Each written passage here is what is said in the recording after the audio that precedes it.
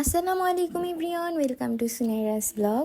অনেক দিন ধরে আপনাদের সাথে কোনো ব্লগ শেয়ার করা হয় না, আসলে খুবই অলস হয়ে গিয়েছি, ভয়েস অ্যাড করতে ইচ্ছে করে না। তো তাই ভাবলাম আজকে একটা ব্লগ শেয়ার করি। আর আজকের ব্লগটি হচ্ছে আমার ডেইলি রুটিন, মানে আমি ঘুম থেকে উঠে সকালের পর কি কি করি। সবার আগে আমি নাস্তা করে নিলাম, আর আজকে নাস্তাতে কিন্তু ছিল পনির দিয়ে আমি তান্দুরি পরোটা বেকড করে, ওটা আমি ডিম দিয়ে খেয়ে নিলাম।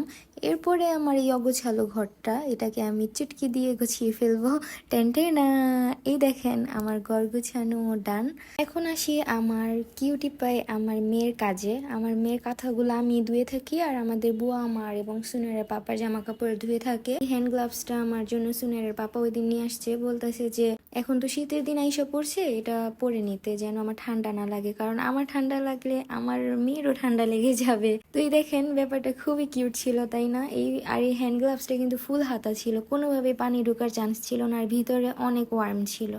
তো এই যে একের পর এক আমি আমার মেয়ের কাঁথা, তারপরে আরও কাপড় চোপড় যা ছিল সব কিছু ধুয়ে ফেললাম, এবং এটা ধোয়ার পরে আমি এটা ছাদে শুকিয়েও দিয়েছিলাম। মেয়ে ঘুম আসলে আসলে অনেক কাজই করা যায়, বাট যেদিনও জেগে যায় ওদিন আসলে আমার দেরি হয়ে যায়। আজকে একটু কাজ তাড়াতাড়ি হয়েছে, তাই ভাবলাম আজকে বারান্দাটা পরিষ্কার করে, অনেক ধুলোবালি জমে গিয়েছে। আর আমার হাতের এই ঝাড়ুটাও কিন্তু আমার হাজবেন্ড এনে দিয়েছে আমাকে অনলাইন থেকে, আমি দেখাইছিলাম আর সে আমাকে এনে দিয়েছে।